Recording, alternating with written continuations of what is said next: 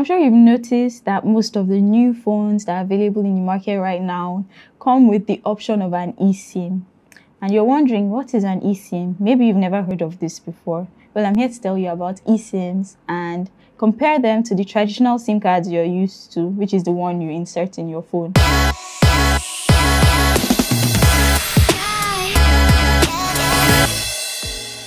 If your phone comes with both options for a traditional SIM card and an eSIM, I'm sure you're wondering, which one should I use? Well, I'm going to help you understand eSIMs better so you can make the right choice for yourself. So an eSIM is a smaller inbuilt version of the traditional SIM card. The E in eSIM stands for embedded. So it's an embedded SIM card. Like I said earlier, it's an inbuilt version of the traditional SIM card, and it is used as an alternative or used alongside with the traditional SIM card, that is the physical SIM card. The eSIM was first implemented in 2016 and it is way smaller than your traditional SIM card. So the major difference between your eSIM and your traditional SIM card is that unlike the traditional SIM card, your eSIM is like a little chip that is put over your phone's motherboard.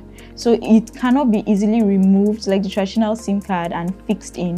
So it is embedded in your phone's motherboard. I'm sure you're now wondering, how can I now remove my SIM card if I'm tired of using it? These Nigerian SIM providers now that I need to have like 5 service providers to be able to get the best network depending on the area you're in.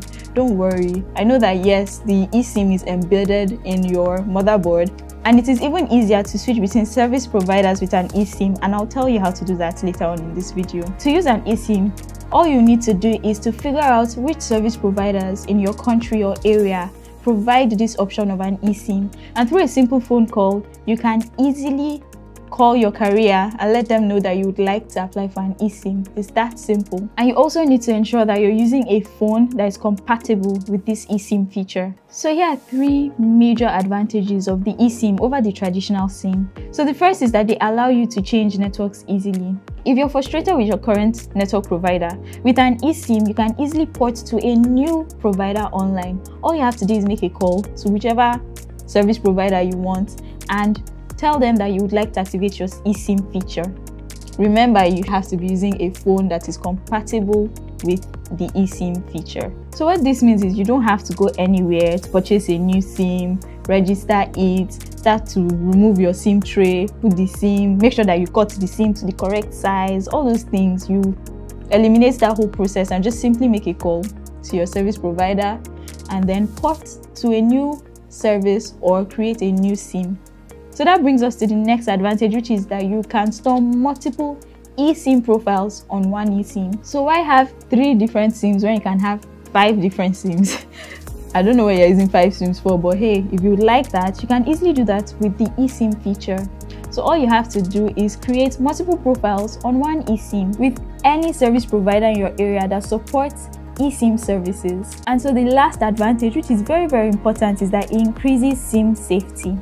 So what this means is it's impossible for you to lose your SIM except you lose your device. And in the case of a stolen or lost device, what you can do is you can unlink your eSIMs from that old device and reactivate your profiles on a new device. It's important to note in Nigeria that there are 2 major service providers that provide this eSIM service, and they are MTN and 9Mobile. Now let's talk about the downsides to having an eSIM. Yes, there are downsides to this amazing feature as well. So the major downside to having an eSIM is this: if you're changing your device, you can't easily take out your SIM and put in a new phone as you would have done if you had a physical SIM. Now, I'm not saying the process of switching is hard. Like I mentioned earlier, all you have to do is unlink your eSIM profile from the old device and then reactivate it on the new device. But if you had a physical SIM, all you have to do is just take out the SIM and put it in your new device. So another downside to having an eSIM is that it might be a little bit more difficult to test for network or connection problems if your SIM is acting up. So you know this thing, if you're in Nigeria, some service providers, the network seems to lag a bit if you're using them in certain areas. And you might want to test and see, okay, is it just my SIM or is this a general problem with this particular service provider? And what you will normally do is you just see somebody and be like, guy, please let me just put my SIM in your phone and see if this thing is from my phone or if it's just from my SIM. Like, you just want to test and see if the connection problem might be connected to your phone. But with the eSIM now, you cannot easily remove your SIM and put in another phone to test and see if your phone might be contributing to your network problem. And some people might consider this a downside to the eSIM. And there's also the problem that new technologies take a while to become mainstream. So what this means is you don't have as many service providers supporting eSIM features or services in Nigeria, and not every phone is compatible with the eSIM feature. So yeah, these are the major disadvantages of, they're not exactly disadvantages, but things to consider. It's important to note that mostly, like more of the newer, more expensive gadgets are eSIM compatible. So it's important to note that if you're thinking of changing from your traditional SIM card to an eSIM, or if you're thinking of having both, because you can have both at the same time. So for the iPhones, we know that from the iPhone 12, 13, the higher ranges of the iPhone are compatible with an eSIM. And on the Android side, we have the Google Pixels, we have the Samsung's Flips, Folds, the higher end phones. Basically, these are the phones that are compatible with an eSIM.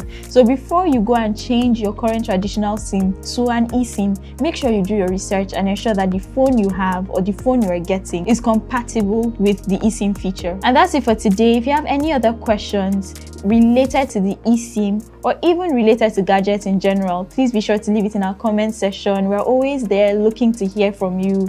Be sure to follow us on all our social media platforms at Source My Gadgets, and to shop on our website for every gadget you can think of on www.sourcemygadgets.com. See you next time.